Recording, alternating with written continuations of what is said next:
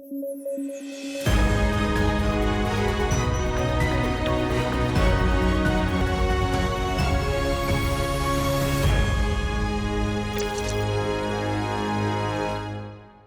News at 9 programme में आपका स्वागत है। मैं हूं अमृत उपाध्याय। आइए जल्दी से देखें आज की हेडलाइंस। भारत सरकार ने लॉन्च की अदिति स्कीम को मिनिस्ट्री ऑफ पावर के तहत ब्यूरो ऑफ एनर्जी एफिशिएंसी द्वारा किया जा रहा है शुरू। मकसद है एमएसएमईज को एनर्जी एफिशिएंट तकनीक अपनाने के लिए प्रोत्साहित करना। प्रधानमंत्री धन धान्य कृषि योजना को मिली मंजूरी। मकसद है देश के 100 कृषि जिलों का तेजी से और प्रभावी विकास। जिलों का प्रदर्शन मॉनिटर किया जाएगा 117 की परफॉर्मेंस इंडिकेटर्स के आधार पर। और संयुक्त राष्ट्र ने जारी की सस्टेनेबल डेवलपमेंट गोल्स रिपोर्ट। 2025-2030 तक सस्टेनेबल डेवलपमेंट गोल्स को हासिल करने की दिशा में प्रगति बताती है रिपोर्ट। रिपोर्ट में है गरीबी उन्मूलन, भूख, शिक्षा, लैंगिक समानता जैसे लक्ष्यों पर ताजा आंकड़े।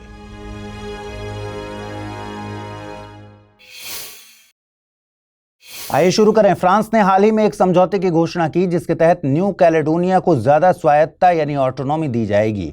इस समझौते के बाद इसे फ्रांस के भीतर ही एक अलग दर्जा मिलेगा जिसे स्टेट ऑफ न्यू कैलेडोनिया कहा जाएगा। हालांकि इसे पूरी तरह स्वतंत्रता नहीं दी जाएगी, यानी यह अभी भी फ्रांस का हिस्सा बना रहेगा। आइए समझते हैं न्यू कैलेडोनिया कहाँ है। देखिए, ये है तो फ्रांस का हिस्सा लेकिन स्थित है पैसिफिक ओशन में, यानी फ्रांस की एक ओवरसीज टेरिटरी है। आइए ये भी समझते हैं कि न्यू कैलेडोनिया कैसे फ्रांस के कब्जे में आया। दरअसल 1840 के दशक में यूरोपीय व्यापारियों ने यहाँ के स्थानीय द्वीपवासियों कनक लोगों को गन्ने के खेतों में काम करने के लिए गुलाम बना लिया था ताकि जबरन मजदूरी करवाई जा सके।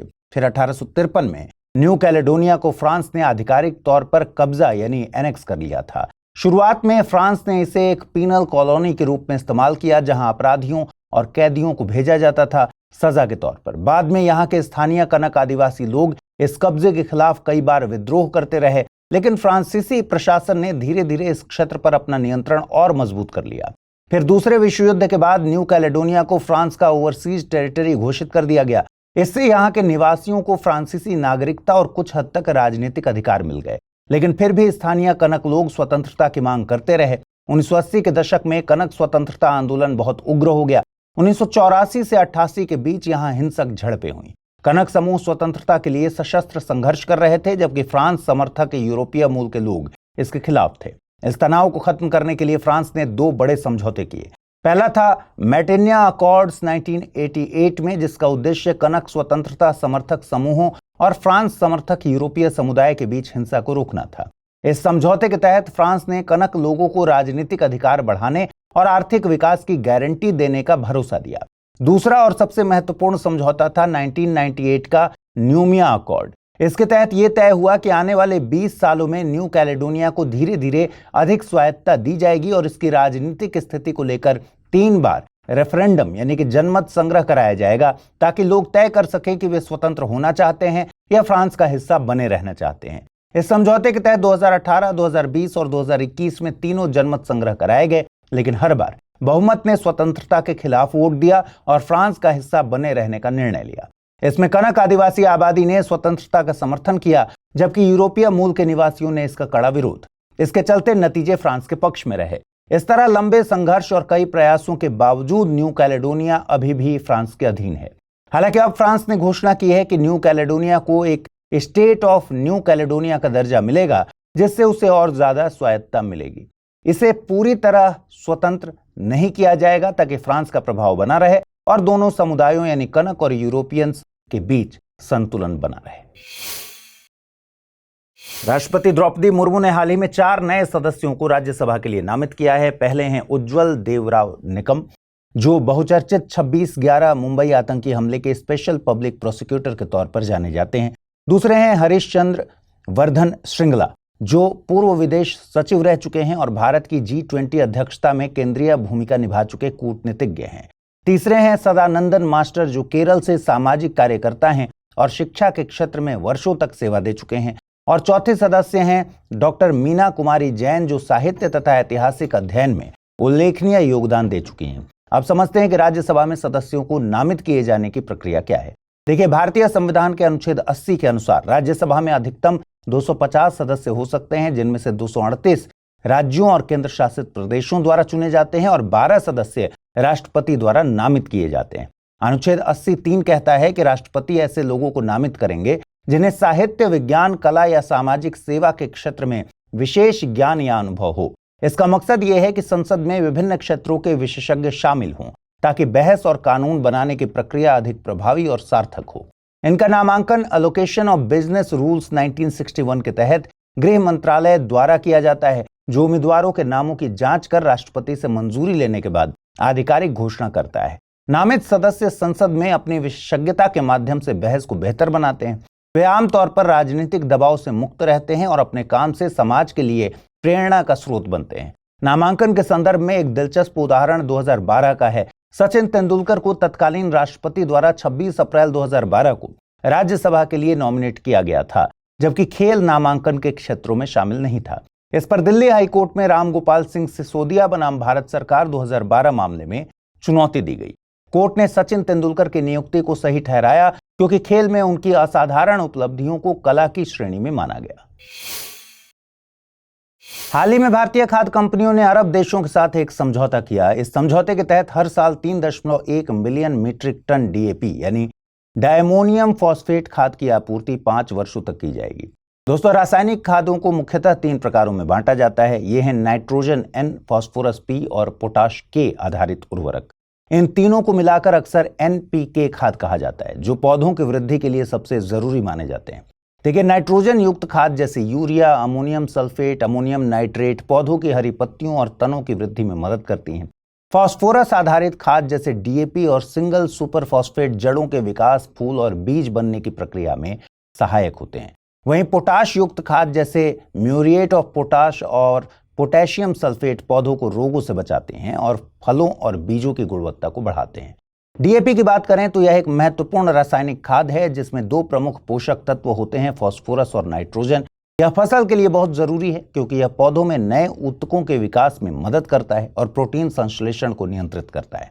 यही कारण है कि डीएपी को दुनिया में सबसे ज्यादा इस्तेमाल होने वाली फास्फोरस उर्वरक माना जाता है। इसकी सबसे बड़ी खासियत यह है कि यह बहुत घुलनशील है, जिससे मिट्टी में डालते ही तेजी से घुल जाता है और पौधों को पोषक तत्व तुरंत उपलब्ध हो जाते हैं। यह भी गौर करने वाली बात है कि भारत इस समय दुनिया का सबसे बड़ा डीएपी उपभोक्ता है, खासकर कृषि के क्षेत्र में। खेती के अलावा डीएपी के कुछ और उपयोग भी हैं, जैसे इसे फायर रिटार्डेंट के रूप में और मेटल फिनिशिंग जैसे औद्योगिक कार्यों में भी इस्तेमाल किया जाता है। देखिए, सरकार रासायनिक खादों पर सब्सिडी देती है ताकि किसानों को ये सस्ते दामों पर मिल सके। उदाहरण के लिए यूरिया को नियंत्रित उर्वरक माना जाता है, जिसकी अधिकतम बिक्री कीमत सरकार तय करती है। वहीं फॉस्फेट और पोटाश आधारित खादों के लिए सरकार न्यूट्रिएंट बेस्ड सब्सिडी NBS नीति अपनाती है, जिसके तहत पोषक तत्वों के आधार पर सब्सिडी तय होती है।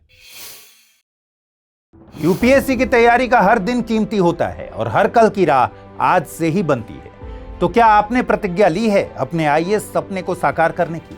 स्टडी IQ लेकर आया है यूपीएससी लाइव फाउंडेशन हिंदी प्रतिज्ञा बैच 2026, जहां कराई जाएगी प्रीलिम्स से लेकर इंटरव्यू तक की पूरी तैयारी, वो भी रणनीतिक गहराई के साथ और सही मार्गदर्शन के साथ। इस बैच में आपको मिलेंगी 1000+ घंटों की लाइव और रिकॉर्डेड कक्षाएं, 1-to-1 personalised mentorship, daily current affairs, test series और सीसेट का कंप्लीट कवरेज, प्रीलिम्स और मेंस रेसिडेंशियल प्रोग्राम यानी PRP और MRP डिसिप्लिन के साथ फोकस भी, इंटरव्यू गाइडेंस प्रोग्राम, IGP, अंतिम दौर तक स्टडी IQ आपके साथ रहेगा। और इतना ही नहीं, प्रीलिम्स में सफल होने पर मिलेगा पूरा फीस वापस।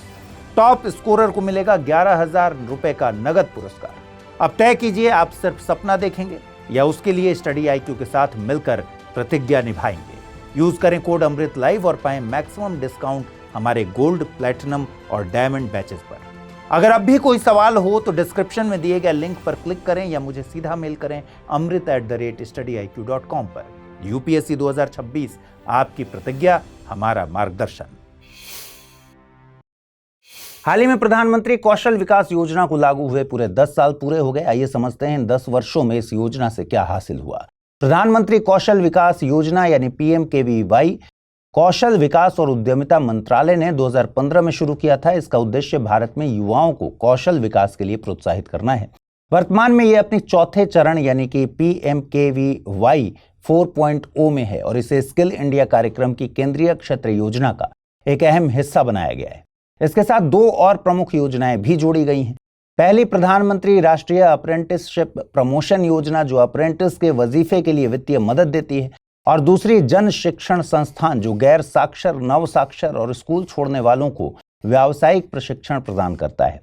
पीएमकेवीवाई के तहत 3 प्रकार के प्रशिक्षण कार्यक्रम चलते हैं। पहला, शॉर्ट टर्म ट्रेनिंग, जो राष्ट्रीय कौशल योग्यता ढांचा के अनुरूप कोर्स और ऑन जॉब ट्रेनिंग प्रदान करता है। दूसरा, रिकॉग्निशन ऑफ प्रायर लर्निंग, जिसके तहत पहले से मौजूद कौशल का उद्योग द्वारा मान्यता प्राप्त प्रमाण पत्र दिया जाता है। तीसरा, विशेष परियोजनाएं हैं जिनमें हाशिए पर मौजूद समुदायों, कठिन क्षेत्रों और भविष्य की नौकरियों के लिए विशेष रूप से तैयार किए गए प्रशिक्षण शामिल हैं। अब पीएमकेवीवाई की प्रमुख उपलब्धियों की बात करें तो योजना के तहत 2015 से अब तक 1,63,00,000 युवाओं को कौशल प्रशिक्षण दिया जा चुका है। खास बात यह है कि यह योजना विशेष रूप से लक्षित समुदायों तक पहुंची है, जैसे त्रिपुरा की ब्रू जनजाति, असम और मणिपुर के कैदी तथा पंख परियोजना के तहत 70% महिलाएं शामिल हैं। सामाजिक समानता और समावेशन को बढ़ावा देते हुए इसमें 45% महिलाएं और बड़ी संख्या में अनुसूचित जाति, जनजाति और अन्य पिछड़ा वर्ग के लोग शामिल हुए। भविष्य के लिए तैयार कार्यबल तैयार करने हेतु इस योजना में कृत्रिम बुद्धिमत्ता, internet of things, robotics, 5G प्रौद्योगिकी, साइबर सुरक्षा, ड्रोन और ग्रीन हाइड्रोजन जैसी उभरती तकनीकों को भी शामिल किया गया है। इसके अलावा पारंपरिक कला को बढ़ावा देने के लिए नागालैंड और जम्मू कश्मीर के कारीगरों तथा बुनकरों के लिए कौशल उन्नयन परियोजनाएं भी चलाई जा रही हैं। क्या आपने प्रधानमंत्री धन धान्य कृषि योजना PMDDKY के बारे में सुना है?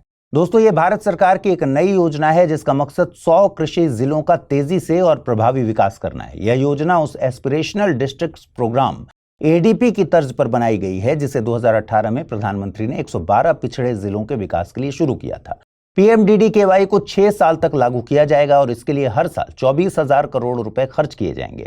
योजना के तहत हर जिले में एक मास्टर प्लान बनाया जाएगा जिसे डिस्ट्रिक्ट धन धान्य समिति तैयार करेगी। इस समिति की अध्यक्षता जिले का कलेक्टर करेगा और प्रगतिशील किसानों को भी इसमें शामिल किया जाएगा। योजना का मकसद फसल विविधीकरण, पानी और मिट्टी के संरक्षण, प्राकृतिक और जैविक खेती को बढ़ावा देने, भंडारण की सुविधाओं में सुधार, सिंचाई के विस्तार और किसानों को आसानी से कर्ज उपलब्ध कराने पर रहेगा। PMDDKY का चयन उन जिलों के लिए किया जाएगा जहां कृषि उत्पादकता कम है, फसल तीव्रता मध्यम है और औसत से कम कृषि ऋण मिलता है। फसल तीव्रता यानी एक कृषि वर्ष में एक जमीन पर कितनी बार फसल ली जाती है। उदाहरण के लिए 2021-22 में देश का औसत 155% था, लेकिन कई राज्यों में ये इससे कम है। योजना के तहत हर राज्य से कम एक जिला चुना जाएगा। जिलों का प्रदर्शन 117 की परफॉर्मेंस इंडिकेटर्स के आधार पर हर महीने मॉनिटर किया जाएगा, जिसके लिए एक विशेष पोर्टल और डैशबोर्ड भी बनेगा। इस योजना का अंतिम लक्ष्य कृषि और उससे जुड़ी गतिविधियों में उत्पादकता बढ़ाना, किसानों की आय में सुधार करना, रोजगार के स्थानीय अवसर पैदा करना और देश को कृषि क्षेत्र में आत्मनिर्भर बनाना है। हाल ही में मीडिया में एक खबर आई कि सरकार समोसा और जलेबी जैसी भारतीय स्नैक्स पर चेतावनी का लेबल लगाने जा रही है, जैसे तंबाकू पर होते हैं, लेकिन सच्चाई इससे थोड़ी अलग है। दरअसल 21 जून को हेल्थ सेक्रेटरी पुनिया सलीला श्रीवास्तव ने सभी मंत्रालयों और सरकारी दफ्तरों को एक चिट्ठी लिखी थी। इसमें कहा गया कि अब दफ्तरों, स्कूलों और सार्वजनिक जगहों पर शुगर एंड ऑयल बोर्ड्स लगाए जाएंगे। इनका मकसद लोगों को यह बताना है कि रोज कितना तेल और चीनी सही है और इसे मजेदार ग्राफिक्स के जरिए समझाना है। आपको बता दें कि इन हेल्थ बोर्ड्स को FSSAI ने डिजाइन किया है और इनमें अलग अलग खाने की चीजों की कैलोरी और फैट की जानकारी होगी। उदाहरण के तौर पर एक समोसे में करीब 362 किलो कैलोरी और 28 ग्राम फैट, एक बर्गर में 590 किलो कैलोरी और 20.5 ग्राम फैट और एक गुलाब जामुन में 203 किलो कैलोरी और 32 ग्राम शुगर है। बोर्ड्स पर यह भी लिखा होगा कि दिन में सिर्फ 5 टीस्पून यानी 25 ग्राम चीनी और 27 से 30 ग्राम फैट लेना चाहिए। देखिए, सरकार का उद्देश्य लोगों को हेल्दी खाने की आदत डालना है, क्योंकि भारत में मोटापा तेजी से बढ़ती हुई समस्या है। द लैंडसेट के अध्ययन के मुताबिक 2021 में करीब 18 करोड़ लोग ओवरवेट थे और 2050 तक यह संख्या 44.9 करोड़ तक पहुंच जाएगी। इसके अलावा 39.5% भारतीयों में पेट की चर्बी है, जो और भी खतरनाक है क्योंकि इससे डायबिटीज, हार्ट अटैक और स्ट्रोक का खतरा बढ़ जाता है। प्रधानमंत्री मोदी भी कह चुके हैं कि लोगों को तेल की खपत कम करनी चाहिए और एक्टिव लाइफस्टाइल अपनाना चाहिए। हालांकि हर फैट और शुगर बुरा नहीं होता। शरीर को कुछ अच्छे फैट्स की जरूरत होती है, जैसे बीज, नट्स और दालों से मिलने वाला फैट। एक्सपर्ट्स बताते हैं कि रोजाना 4 से 10 टीस्पून तेल ही लेना चाहिए, और वो भी सूरजमुखी या सोया, MUFA या पूफा वाले तेलों से। लेकिन एक ही तेल को बार बार गर्म करना, जैसा कि फास्ट फूड बनाने वाले करते हैं, बहुत हानिकारक है। इसी तरह नेचुरल शुगर यानी फलों और दूध में मौजूद शुगर ठीक है, लेकिन चीनी, शहद, गुड़ या किसी भी तरह के एडेड शुगर को लिमिट में लेना चाहिए। सरकार का मकसद किसी चीज को बैन करना नहीं, बल्कि लोगों को याद दिलाना है कि हेल्दी रहना भी उतना ही जरूरी है। तो अगर कभी कभार समोसा या जलेबी खा भी लिया जाए तो कोई बुराई नहीं, लेकिन रोज 3 समोसे 4 जलेबी खाकर हेल्थ खराब करना भी सही नहीं है। यूपीएससी की तैयारी का हर दिन कीमती होता है और हर कल की राह आज से ही बनती है। तो क्या आपने प्रतिज्ञा ली है अपने आईएएस सपने को साकार करने की?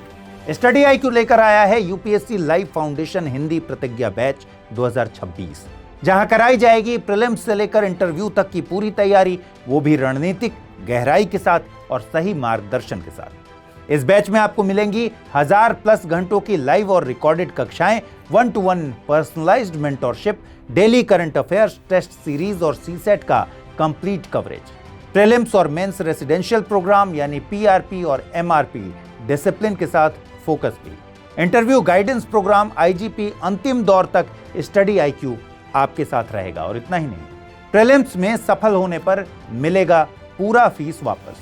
टॉप स्कोरर को मिलेगा 11,000 रुपए का नगद पुरस्कार। अब तय कीजिए, आप सिर्फ सपना देखेंगे या उसके लिए स्टडी IQ के साथ मिलकर प्रतिज्ञा निभाएंगे। यूज करें कोड अमृत लाइव और पाएं मैक्सिमम डिस्काउंट हमारे गोल्ड, प्लैटिनम और डायमंड बैचेस पर।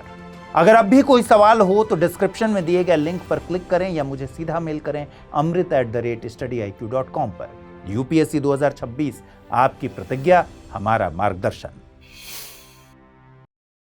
इधर संयुक्त राष्ट्र ने sustainable development goals report 2025 SDGR 2025 launch कर दी। ये एकमात्र आधिकारिक UN रिपोर्ट है जो बताती है कि पूरी दुनिया में 2030 तक के सस्टेनेबल डेवलपमेंट गोल्स SDGs को हासिल करने की दिशा में प्रगति कैसी हो रही है।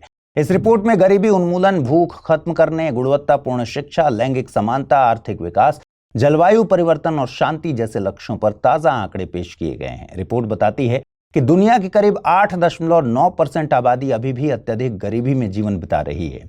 भूखमरी की स्थिति भी गंभीर है क्योंकि 2023 में हर 11 में से एक व्यक्ति को भूख का सामना करना पड़ा। शिक्षा की बात करें तो शिक्षा के क्षेत्र में कुछ सुधार हुआ। 2015 के बाद से करीब 11 करोड़ बच्चे और युवा स्कूलों में दाखिल हुए, लेकिन इसके बावजूद 27.2 करोड़ बच्चे और युवा 2023 में भी स्कूल से बाहर रहे। वहीं लैंगिक समानता के मामले में प्रगति धीमी है क्योंकि मैनेजरियल पोजीशंस पर महिलाओं की हिस्सेदारी अभी भी 1/3 से कम है। हालांकि रोजगार की स्थिति बेहतर हुई है। रिपोर्ट के मुताबिक 2024 में बेरोजगारी दर 5% तक गिर गई, लेकिन समस्या यह है कि करीब 58% लोग अनौपचारिक रोजगार में हैं, जहां न तो स्थिर आय है और न ही सामाजिक सुरक्षा। कामकाजी उम्र के 57% लोग ही रोजगार में लगे हुए हैं, जिससे 3.6 बिलियन लोगों और उनके परिवारों की आजीविका सीधे प्रभावित हो रही है। सबसे चिंता की बात यह है कि असमानताएं अभी भी कायम है। आर्थिक अस्थिरता, लैंगिक असमानता और गरीबी इस अंतर को और गहरा कर रही है। शहरी जीवन और आवास की स्थिति भी चिंताजनक है क्योंकि करीब 3 बिलियन लोग अभी भी उचित घर खरीदने में सक्षम नहीं हैं और 1.12 बिलियन लोग स्लम्स या अस्थायी बस्तियों में रहते हैं। रिपोर्ट क्लाइमेट चेंज की भी बात करती है। रिपोर्ट बताती है कि जलवायु परिवर्तन के मोर्चे पर 2024 अब तक का सबसे गर्म साल रहा है, जहां तापमान औद्योगिक युग से पहले की तुलना में 1.55 डिग्री सेल्सियस ज्यादा दर्ज किया गया। शांति और सुरक्षा की स्थिति भी गंभीर है। 2024 में करीब 50,000 लोग संघर्षों में मारे गए और 12.32 करोड़ लोग विस्थापित हुए। हाल ही में खबर आई है कि भारतीय सरकार ने ग्रीन हाउस गैस उत्सर्जन की तीव्रता यानी इंटेंसिटी के लक्ष्य तय किए हैं और ये लक्ष्य उन 8 भारी औद्योगिक क्षेत्रों के लिए हैं जो कार्बन क्रेडिट ट्रेडिंग स्कीम के कंप्लायंस मैकेनिज्म में शामिल हैं। इसका मुख्य उद्देश्य इन उद्योगों में कार्बन उत्सर्जन को कम करना और सतत विकास यानी सस्टेनेबल डेवलपमेंट को बढ़ावा देना है। आइए समझते हैं कि CCTS यानी कार्बन क्रेडिट ट्रेडिंग स्कीम है क्या। इसे आसान भाषा में यूं समझिए कि मान लीजिए आपका एक दोस्त है जो बहुत ज्यादा धुआं उगलने वाली फैक्ट्री चलाता है। सरकार उसे कहती है कि भाई अब बस करो, इतना ज्यादा धुआं फैलाना ठीक नहीं है। अगर तुम कार्बन उत्सर्जन कम करोगे तो हम तुम्हें रिवॉर्ड देंगे, और अगर नहीं किया तो यही रिवॉर्ड तुम्हें दूसरों से खरीदना पड़ेगा। यही असल में CCTS है। भारत ने इसे शुरू किया है ताकि फैक्ट्रियां और बड़े औद्योगिक क्षेत्रों को रिवॉर्ड के जरिए उत्सर्जन घटाने के लिए मजबूर किया जा सके। इसे इंडियन कार्बन मार्केट यानी ICM के तहत तैयार किया गया है और इसका मकसद साफ है, भारत को धीरे धीरे लो कार्बन इकोनॉमी की तरफ ले जाना और ग्रीन हाउस गैस उत्सर्जन को घटाना। इससे पहले भारत में पीएटी स्कीम यानी परफॉर्म, अचीव एंड ट्रेड चलती थी। उसमें कंपनियों को सिर्फ ऊर्जा बचाने के लिए प्रोत्साहित किया जाता था और उन्हें इनाम के तौर पर एनर्जी सेविंग सर्टिफिकेट्स मिलते थे। लेकिन अब सोच बदल गई है। सरकार अब साफ कहती है कि सिर्फ बिजली बचाना काफी नहीं, अब सीधे कार्बन कम करो। इसी सोच से सीसीटीएस आया। इसमें रिवॉर्ड मिलता है कार्बन क्रेडिट सर्टिफिकेट यानी सीसीसी, और एक कार्बन क्रेडिट सर्टिफिकेट का मतलब है 1 टन CO2 का उत्सर्जन घटाना। आइए अब समझते हैं कि सीसीटीएस काम कैसे करता है। अगर कोई फैक्ट्री सरकार द्वारा तय की गई सीमा से कम उत्सर्जन करती है तो उसे इनाम यानी कार्बन क्रेडिट सर्टिफिकेट मिलता है। यह सर्टिफिकेट वो चाहे तो मार्केट में बेच सकती है। वहीं जो कंपनियां ज्यादा धुआं उगलती हैं और लक्ष्य पूरा नहीं कर पाती, उन्हें मजबूरी में ये क्रेडिट खरीदने पड़ते हैं। अब जानते हैं कि कौन कौन से सेक्टर इसमें शामिल हैं। भारत के 8 बड़े धुआं उगलने वाले औद्योगिक sector aluminium, cement, pulp and paper, क्लोर alkali, iron and steel, textiles, petrochemicals और रिफाइनरीज इसमें शामिल हैं। ये अकेले भारत के कुल ग्रीन हाउस गैस उत्सर्जन का लगभग 16% हिस्सा रखते हैं। और सबसे दिलचस्प बात यह है कि भारत का सबसे बड़ा खिलाड़ी यानी पावर सेक्टर, जो अकेले कुल उत्सर्जन का लगभग 40% पैदा करता है, अभी इसमें शामिल नहीं है। हालांकि भविष्य में इसे भी शामिल किए जाने की संभावना है। सीसीटीएस सिर्फ एक योजना नहीं बल्कि भारत की राष्ट्रीय स्तर पर निर्धारित प्रतिबद्धताओं यानी एनडीसी का अहम हिस्सा है। भारत ने वादा किया है कि 2005 के मुकाबले 2030 तक अपने जीडीपी की उत्सर्जन तीव्रता को 45% तक घटाएगा, और सीसीटीएस उसी दिशा में एक अहम कदम है जो बड़े औद्योगिक क्षेत्रों को कम उत्सर्जन के लिए प्रेरित करेगा।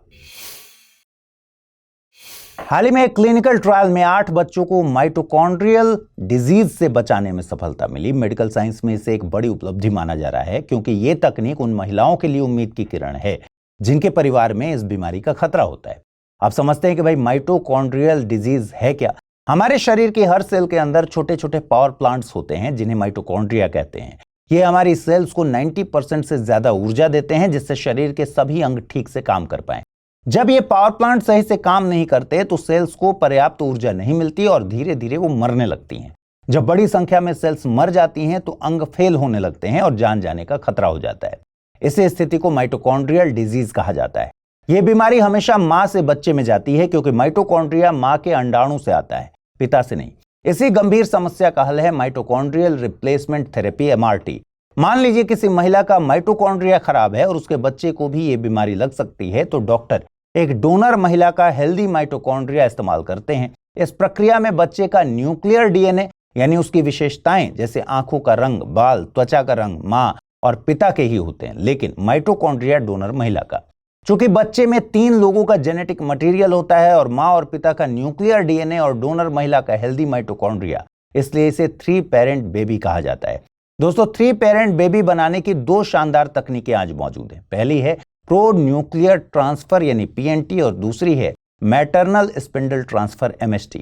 PNT में माइटोकॉन्ड्रियल रिप्लेसमेंट की प्रक्रिया फर्टिलाइजेशन यानी निषेचन के बाद की जाती है। इसमें मां और पिता के अंडाणु और स्पर्म के मिलने से एक छोटा सा एम्ब्रियो बनता है, लेकिन अगर मां का माइटोकॉन्ड्रिया खराब है तो वैज्ञानिक उस एम्ब्रियो से माता पिता का जेनेटिक मटेरियल निकालकर डोनर महिला के हेल्दी अंडाणु में डालते हैं। नतीजा क्या होता है? नतीजा यह होता है कि बच्चे को मां और पिता का डीएनए तो मिलता है, लेकिन उसकी ऊर्जा का पावर प्लांट यानी माइटोकॉन्ड्रिया डोनर का होता है। इस तकनीक में 5% से भी कम खराब माइटोकॉन्ड्रिया ट्रांसफर होने का रिस्क रहता है। वही MST को PNT से ज्यादा सुरक्षित मानते हैं, क्योंकि यह फर्टिलाइजेशन से पहले किया जाता है। इसमें मां के अंडाणु से उसका जेनेटिक मटेरियल निकालकर डोनर महिला के हेल्दी अंडाणु में डाला जाता है। इसके बाद इस नए हेल्दी अंडाणु को पिता के स्पर्म से फर्टिलाइज किया जाता है। चूंकि इसमें खराब माइटोकॉन्ड्रिया के आने की संभावना और भी कम होती है, इसलिए डॉक्टर इस तकनीक को ज्यादा पसंद करते हैं। इन दोनों तकनीकों की मदद से अब ऐसे बच्चों का जन्म संभव है जिन्हें मां पिता के जेनेटिक गुण तो मिल जाएं, लेकिन हेल्दी माइटोकॉन्ड्रिया भी, यानी बिना बीमारी के एक स्वस्थ और सुरक्षित भविष्य। यूपीएससी की तैयारी का हर दिन कीमती होता है और हर कल की राह आज से ही बनती है। तो क्या आपने प्रतिज्ञा ली है अपने आईएएस सपने को साकार करने की? स्टडी IQ लेकर आया है यूपीएससी लाइव फाउंडेशन हिंदी प्रतिज्ञा बैच 2026, जहां कराई जाएगी प्रीलिम्स से लेकर इंटरव्यू तक की पूरी तैयारी, वो भी रणनीतिक गहराई के साथ और सही मार्गदर्शन के साथ। इस बैच में आपको मिलेंगी 1000+ घंटों की लाइव और रिकॉर्डेड कक्षाएं, 1-to-1 personalised mentorship, daily current affairs, test series और CSET का कंप्लीट कवरेज, प्रीलिम्स और मेंस रेसिडेंशियल प्रोग्राम यानी PRP और MRP डिसिप्लिन के साथ फोकस भी। इंटरव्यू गाइडेंस प्रोग्राम आईजीपी अंतिम दौर तक स्टडी आईक्यू आपके साथ रहेगा। और इतना ही नहीं, प्रीलिम्स में सफल होने पर मिलेगा पूरा फीस वापस। टॉप स्कोरर को मिलेगा 11,000 रुपए का नगद पुरस्कार। अब तय कीजिए, आप सिर्फ सपना देखेंगे या उसके लिए स्टडी आईक्यू के साथ मिलकर प्रतिज्ञा निभाएंगे। यूज करें कोड अमृत लाइव और पाएं मैक्सिमम डिस्काउंट हमारे गोल्ड, प्लैटिनम और डायमंड बैचेस पर। अगर अब भी कोई सवाल हो तो डिस्क्रिप्शन में दिए गए लिंक पर क्लिक करें या मुझे सीधा मेल करें amrit@studiiq.com पर। यूपीएससी 2026, आपकी प्रतिज्ञा, हमारा मार्गदर्शन। असम की बराक वैली इन दिनों चर्चा में है क्योंकि यहां की कनेक्टिविटी की हालत काफी खराब हो चुकी है और इसे सुधारने की मांग तेज हो गई है। लेकिन बराक वैली आखिर है क्या, आइए समझते हैं। बराक वैली असम का सबसे दक्षिणी इलाका है। इसका नाम बराक नदी के नाम पर पड़ा है। यह नदी यहाँ की जीवन रेखा मानी जाती है और इस वैली में असम के 3 दक्षिणी जिले आते हैं, कछार, हैलाकांडी और करीमगंज। ये जिले पूरे राज्य के लगभग 9% भौगोलिक क्षेत्र को कवर करते हैं। भौगोलिक रूप से ये जगह बहुत खास है क्योंकि इसके चारों तरफ अलग अलग राज्यों और देशों की सीमाएं हैं। जैसे उत्तर में मेघालय, दक्षिण में मिजोरम, पूर्व में मणिपुर, पश्चिम में त्रिपुरा और बांग्लादेश का सिलहट डिवीजन। यहाँ की मिट्टी बेहद उपजाऊ है, इसलिए खेती मुख्य व्यवसाय है। सिलचर इस वैली का प्रमुख शहर है, शिक्षा का बड़ा केंद्र भी है। अब बात करते हैं बराक वैली की शान, बराक नदी की। ये उत्तर पूर्व भारत की दूसरी सबसे बड़ी नदी है ब्रह्मपुत्र के बाद, और इस नदी की यात्रा भी कम दिलचस्प नहीं है। यह मणिपुर के सेनापति जिले की मणिपुर हिल्स से 2331 मीटर की ऊंचाई पर जन्म लेती है। पहले ये नागालैंड मणिपुर की पहाड़ियों के बीच बहती है और फिर असम में प्रवेश करती है। इसके बाद यह बांग्लादेश में दाखिल होती है। यहाँ इसका नाम बदलकर कभी सूरमा, कभी कुशियारा, कभी अंत में मेघना हो जाता है। मेघना नदी गंगा और ब्रह्मपुत्र के संयुक्त प्रवाह को समेटकर आखिरकार बंगाल की खाड़ी में गिरती है। बराक नदी की कुल लंबाई लगभग 900 किलोमीटर है, जिसमें से 564 किलोमीटर ये भारत में बहती है। इसकी प्रमुख सहायक नदियां हैं जीरी, धलेश्वरी, सिंगला, लोंगई, सोनाई और कटखाल। भारत सरकार ने एक नई और अपनी तरह की पहली स्कीम लॉन्च की, नाम है अदिति स्कीम। फुल फॉर्म है assistance in deploying energy efficient technologies in industries and establishments. इसे मिनिस्ट्री ऑफ पावर के तहत bureau of energy efficiency BEE द्वारा शुरू किया जा रहा है। स्कीम का मुख्य उद्देश्य है देश के MSMEs को एनर्जी एफिशिएंट तकनीक अपनाने के लिए प्रोत्साहित करना, जिससे उनकी प्रोडक्टिविटी और कंपटीशन पावर बढ़े और साथ ही भारत अपने क्लाइमेट चेंज टारगेट्स की ओर तेजी से बढ़ सके। ये स्कीम खास तौर पर उद्यम रजिस्टर्ड MSMEs के लिए बनाई गई है। ये स्कीम उद्यम रजिस्टर्ड MSMEs को फाइनेंशियल और टेक्निकल सपोर्ट दोनों प्रदान करेगी। स्कीम के तहत ऐसे प्रोजेक्ट्स को बढ़ावा मिलेगा जिनसे कम से कम 10% ऊर्जा की बचत हो। सरकार इन MSMEs को सस्ता लोन दिलाने के लिए इंटरेस्ट सबवेंशन देगी, यानी माइक्रो और स्मॉल इंटरप्राइजेस को 5% और मीडियम इंटरप्राइजेस को 3% की ब्याज सब्सिडी दी जाएगी। इसके अलावा स्कीम में MSMEs की मदद के लिए investment grade energy audits, detailed project reports और प्रोजेक्ट के लागू होने के बाद मॉनिटरिंग एंड वेरिफिकेशन जैसी सुविधाएं भी शामिल है। इतना ही नहीं, MSMEs को ऊर्जा कुशल तकनीकों की जानकारी और ट्रेनिंग देने के लिए BEE ने एक खास अदिति ऑनलाइन प्लेटफॉर्म भी लॉन्च किया है, जो MSME सेक्टर में एनर्जी एफिशिएंट प्रोजेक्ट्स की फाइनेंसिंग को आसान बना देगा। मतलब साफ है कि ये न सिर्फ छोटे उद्योगों को ऊर्जा बचाने में मदद करेगी, बल्कि उनके खर्चे को कम करके उन्हें ज्यादा कॉम्पिटिटिव बनाएगी और भारत को ग्रीन एंड क्लीन इकोनॉमी की ओर लेकर जाएगी। हाल ही में इजराइल ने दमिश्क पर एयर स्ट्राइक की। वजह बताई गई कि सीरिया के द्रूज लोगों की रक्षा वो करना चाहता है। देखिए, द्रूज लेवांत के एक खास धार्मिक समुदाय हैं। लेवेंट या फिर लेवांत की बात करें तो पश्चिम एशिया का एक ऐतिहासिक और भौगोलिक क्षेत्र है। इसमें सीरिया, लेबनान, इजराइल, फिलिस्तीन और जॉर्डन जैसे देश हैं। यह क्षेत्र प्राचीन सभ्यताओं और धार्मिक इतिहास के लिए प्रसिद्ध है। बहरहाल, द्रूज लोगों को बनु मारूफ यानी धर्मात्मा लोग भी कहा जाता है। द्रूज इस्माइली शिया इस्लाम से जुड़े हैं, खुद को मुसलमान नहीं मानते। ये पुनर्जन्म में विश्वास करते हैं और महिलाओं को ऊंचा दर्जा देते हैं। इनके धार्मिक रहस्य सिर्फ चुने हुए लोगों तक सीमित रहते हैं। माना जाता है कि इन्हीं वजहों से इन्हें मुसलमानों ने कई बार उत्पीड़ित किया। सीरिया में इनकी आबादी लगभग 5 लाख है, लेबनान में 2.5 लाख और इजराइल में लगभग 1.5 लाख द्रूज रहते हैं। सीरिया में ये लोग जाबल अल दुरूज इलाके में बसे हैं। खास बात यह है कि सीरियाई गृह युद्ध में द्रूज समुदाय ने सुन्नी उग्रवादियों के खिलाफ लड़ाई लड़ी। उन्होंने पूर्व राष्ट्रपति बशर अल असद का साथ दिया था। अब कहानी ये हो गई है कि अल असद के हटने के बाद अहमद अल शरा की सरकार आई है और शरा के सुन्नी समर्थक लोग द्रूज लोगों के खिलाफ हो गए हैं। आपको बता दें कि 2015 में द्रूज गांवों में नरसंहार भी हुआ। हाल में स्वेदा में द्रूज और सुन्नी लड़ाई में 350 के करीब लोग मारे गए। अहमद अल-शरा चाहते हैं कि द्रूज अपनी मिलिशिया छोड़ दें। द्रूज ऐसा नहीं चाहते क्योंकि उन्हें अपनी सुरक्षा और अस्तित्व के खोने का डर है। इजराइल के द्रूज से पुराने रिश्ते हैं। उन्होंने 1948 के बाद इजराइल के साथ दोस्ती निभाई थी। इजराइल में द्रूज लोग सेना और सरकार में भी बड़े पदों पर हैं। हाल ही में इजराइल के द्रूज लोगों ने सीरिया में अपने लोगों की मदद की मांग की थी। इजराइल की एक और वजह भी है, वह दक्षिणी सीरिया को डीमिलिटराइज जोन बनाना चाहता है। उसे डर है कि कट्टरपंथी ताकतें उसकी सीमा पर मजबूत न हो जाएं, इसलिए इजराइल ने हमला किया। इंटरनेशनल एक्सपर्ट्स की माने तो यह हमला सीरिया और इजराइल के रिश्तों को खराब कर देगा। हालांकि अमेरिका दोनों को दोस्ती के लिए तैयार कर रहा था। अल-शरा ने अमेरिकी दबाव में कुछ सेना हटाई भी है, लेकिन उसने इजराइल पर सीरिया को अस्थिर करने का आरोप भी लगाया है।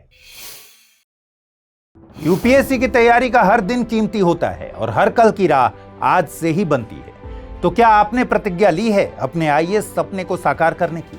स्टडी IQ लेकर आया है यूपीएससी लाइव फाउंडेशन हिंदी प्रतिज्ञा बैच 2026, जहां कराई जाएगी प्रीलिम्स से लेकर इंटरव्यू तक की पूरी तैयारी, वो भी रणनीतिक गहराई के साथ और सही मार्गदर्शन के साथ। इस बैच में आपको मिलेंगी 1000+ घंटों की लाइव और रिकॉर्डेड कक्षाएं, 1-to-1 personalised mentorship, daily current affairs, test series और सीसेट का कंप्लीट कवरेज, प्रीलिम्स और मेंस रेसिडेंशियल प्रोग्राम यानी PRP और MRP डिसिप्लिन के साथ फोकस भी, इंटरव्यू गाइडेंस प्रोग्राम, IGP, अंतिम दौर तक स्टडी IQ आपके साथ रहेगा। और इतना ही नहीं, प्रीलिम्स में सफल होने पर मिलेगा पूरा फीस वापस। टॉप स्कोरर को मिलेगा 11,000 रुपए का नगद पुरस्कार। अब तय कीजिए, आप सिर्फ सपना देखेंगे या उसके लिए स्टडी IQ के साथ मिलकर प्रतिज्ञा निभाएंगे। यूज करें कोड अमृत लाइव और पाएं मैक्सिमम डिस्काउंट हमारे गोल्ड, प्लैटिनम और डायमंड बैचेस पर। अगर अब भी कोई सवाल हो तो डिस्क्रिप्शन में दिए गए लिंक पर क्लिक करें या मुझे सीधा मेल करें amrit@studyiq.com पर। यूपीएससी 2026, आपकी प्रतिज्ञा, हमारा मार्गदर्शन। आइए अब जल्दी से देखते हैं आज के बुलेटिन पर आधारित सवाल। न्यू कैलेडोनिया को स्टेट ऑफ न्यू कैलेडोनिया का दर्जा क्यों दिया जा रहा है? ताकि यह फ्रांस से पूरी तरह स्वतंत्र हो सके, ताकि इसे सीमित स्वायत्तता मिले लेकिन फ्रांस का हिस्सा बना रहे, ताकि इसे पैसिफिक ओशियन में नया व्यापारिक केंद्र बनाया जा सके, ताकि इसे यूरोपियन यूनियन में शामिल किया जा सके। अगला सवाल है, भारतीय संविधान के अनुच्छेद 80(3) के तहत राज्यसभा में राष्ट्रपति द्वारा नामांकन का मुख्य उद्देश्य क्या है? राज्यों के राजनीतिक प्रतिनिधित्व को सुनिश्चित करना, संसद में तकनीकी और विषय विशेषज्ञता उपलब्ध कराना, राजनीतिक दलों के लिए आरक्षित सीटें भरना, केंद्र और राज्यों के बीच शक्ति संतुलन स्थापित करना। अगला सवाल, भारत में DAP डायमोनियम फॉस्फेट के व्यापक उपयोग का मुख्य कारण क्या है? यह पौधों में केवल पत्तियों की वृद्धि को बढ़ाता है, यह सबसे सस्ता नियंत्रित उर्वरक है, यह घुलनशील है और पौधों को पोषक तत्व तुरंत उपलब्ध कराता है, या फिर यह केवल औद्योगिक उपयोग के लिए उपयुक्त है? अगला प्रश्न है, प्रधानमंत्री कौशल विकास योजना PMKVY 4.0 के संदर्भ में निम्नलिखित में से कौन सा कथन सही है? यह स्किल इंडिया प्रोग्राम की सेंट्रल सेक्टर स्कीम का हिस्सा है। Recognition of prior learning RPL के तहत नई स्किल्स का प्रशिक्षण दिया जाता है। ब्रू ट्राइब और प्रिजनर्स जैसे हाशिए पर मौजूद समुदायों को भी इसमें शामिल किया गया है। इसमें केवल पारंपरिक कलाओं के लिए ही ट्रेनिंग दी जाती है। सही उत्तर का चयन विकल्पों के जरिए करना है, केवल 1 और 3, केवल 1 और 2, केवल 2 और 4 या फिर 1, 2 और 3। अगला प्रश्न है, प्रधानमंत्री धन धान्य कृषि योजना PMDDKY के संदर्भ में निम्नलिखित कथनों पर विचार करें। यह योजना एस्पिरेशनल डिस्ट्रिक्ट्स प्रोग्राम की तर्ज पर शुरू की गई है। प्रत्येक जिले के मास्टर प्लान को राज्य सरकार तैयार करेगी। इसका मुख्य उद्देश्य प्राकृतिक और जैविक खेती को बढ़ावा देना भी है। चयनित जिलों का मूल्यांकन 117 की परफॉर्मेंस इंडिकेटर्स के आधार पर होगा। सही कथनों का चयन करना है विकल्पों के आधार पर, केवल 1 और 3, केवल 1, 3 और 4, केवल 2 और 4 या फिर 1, 2, 3 और 4। अगला प्रश्न है, carbon credit trading scheme CCTS के संदर्भ में निम्नलिखित कथनों पर विचार करें। CCTS को इंडियन कार्बन मार्केट ICM के तहत लागू किया गया है। एक कार्बन क्रेडिट सर्टिफिकेट का मतलब 1 टन CO2 उत्सर्जन को घटाना है। वर्तमान में पावर सेक्टर इस योजना का सबसे बड़ा भागीदार है। CCTS भारत के नेशनली डिटरमाइंड कॉन्ट्रीब्यूशंस यानी NDCs का हिस्सा है। सही कथनों का चयन करना है, केवल 1, 2 और 4, केवल 1 और 3, केवल 2 और 3 या फिर 1, 2, 3 और 4। अगला प्रश्न है, बराक वैली के संदर्भ में निम्नलिखित कथनों पर विचार करें। बराक वैली का नाम ब्रह्मपुत्र नदी के नाम पर पड़ा है। इसमें असम के कछार, हैलाकांडी और करीमगंज जिले शामिल हैं। बराक नदी असम में प्रवेश करने से पहले मणिपुर और नागालैंड की पहाड़ियों से बहती है। बांग्लादेश में बराक को मेघना कहा जाता है और यह बंगाल की खाड़ी में गिरती है। सही कथनों का चयन करना है, केवल 1, 2, 3, केवल 2, 3 और 4, केवल 1 और 4 या फिर 1, 2, 3 और 4। नमस्कार। अगला प्रश्न, अदिति स्कीम के संदर्भ में निम्नलिखित कथनों पर विचार करें। इसे मिनिस्ट्री ऑफ पावर के तहत ब्यूरो ऑफ एनर्जी एफिशिएंसी द्वारा लागू किया जा रहा है। इसका मकसद मुख्यतः बड़े उद्योगों को ऊर्जा कुशल तकनीक अपनाने के लिए प्रोत्साहित करना है। यह स्कीम केवल उद्यम रजिस्टर्ड एमएसएमईज के लिए है और इसमें ब्याज सब्सिडी भी दी जाएगी। स्कीम के तहत प्रोजेक्ट्स को तभी सहायता मिलेगी जब वे कम से कम 10% ऊर्जा की बचत सुनिश्चित करें। सही कथनों को चुनिए, केवल 1, 2 और 4, केवल 1, 3 और 4, केवल 2 और 3 या फिर 1, 2, 3 और 4। तो आज के बुलेटिन में इतना ही। अगले शनिवार को रात 9 बजे आपसे फिर से मुलाकात होगी। अपना ख्याल रखिए, ठीक से पढ़ाई कीजिए। पिछली बार जो मैंने सवाल पूछे थे उनके जवाब आपको स्क्रीन पर दिख रहे होंगे। नमस्कार।